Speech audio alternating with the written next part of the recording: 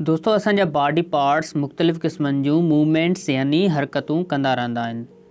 हिन वीडियो में आउं अव्हांखे सेखारण वारो आहियां बॉडी मूवमेंट्स ऐं उन्हनि जी इंग्लिश। तो दोस्तों अचो शुरू कयूं था अॼु जो लेसन।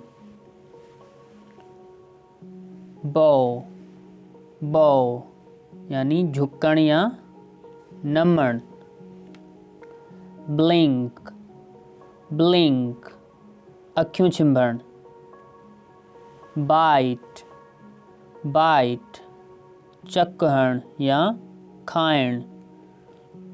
कैरी कैरी खणी वञण।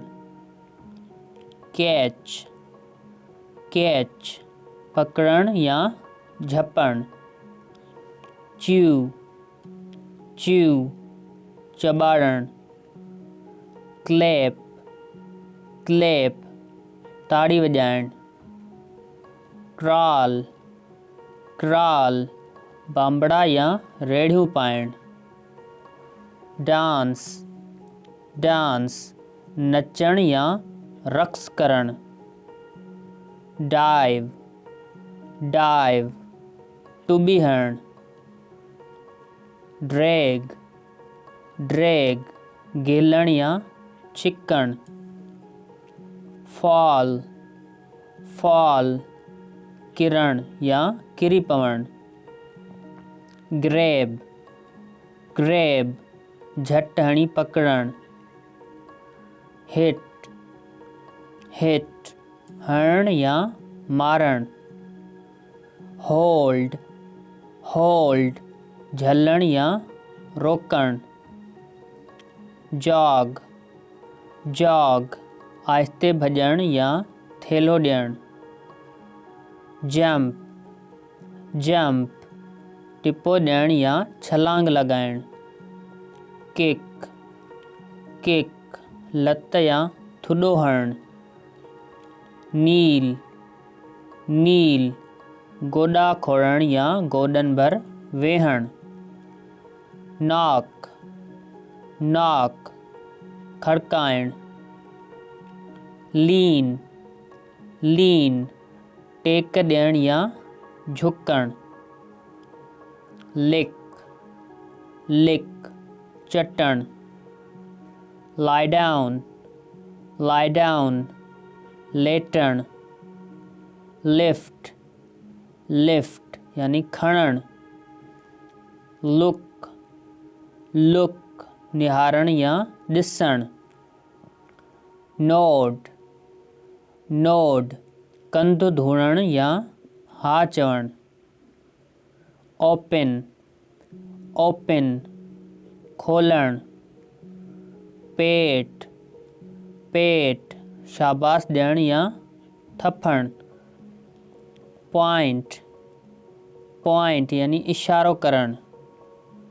पोर पोर ओतण या नाइण। पंच पंच मुक्क या ठोंशो हणण।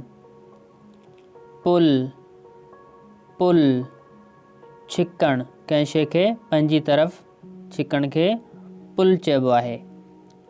पुश पुश यानी धिकण पंहिंजे पाण खां ॿिए तरफ़ कंहिं शइ खे धिकण खे पुश चइबो आहे। राइड राइड सवारी करण।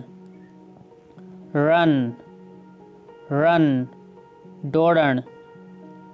स्क्रैच स्क्रैच खनण या खुररण। श्रग श्रग कुल्हा मथे छिकण या कुल्हा मथे करण। शेक हैंड हथ मिलाइण। सिट सिट वेहण। स्टैंड स्टैंड बीहण। स्लैप स्लैप थप्पड़ या चमाट हणण। स्लिप स्लिप तिरकी पवण। स्नैप स्नैप चपटी वॼाइण। स्किप स्किप रसो टिपण या रस्सीअ तां टिपो ॾियणु। स्क्वाट स्क्वाट ओकड़ू वेहणु। स्टिर स्टिर हलाइणु, यानी कंहिं बर्तन में कंहिं शइ खे चमचे या ॾोई जी मदद सां हलाइण खे स्टिर चइबो आहे। स्ट्रेच स्ट्रेच पखेड़णु, फैलाइणु या डिघेड़णु। स्विम स्विम तरणु। थ्रो थ्रो उछलाइणु। टिकल टिकल कितकिताई करणु। टच टच छुहणु या हथु लाइणु। वॉक वॉक हलणु। वेव वेव हथु लोॾणु। विंक विंक अखि भञणु। तो दोस्तों ही हुयो असांजो बॉडी मूवमेंट्स ते मुश्तमिल इंग्लिश वोकेबलरी लेसन। उमेद आहे त तव्हांखे अॼु जो लेसन बि ज़रूरु पसंदि आयो हूंदो। जेकॾहिं तव्हांखे वीडियो पसंदि आयो त वीडियो खे लाइक कयो, कमेंट कयो, असां चैनल खे ज़रूरु सब्सक्राइब कयो। इंशाअल्लाह जल्द मिलंदासीं अहिड़े हिकु इंट्रस्टिंग वीडियो सां गॾु। अल्लाह हाफ़िज़।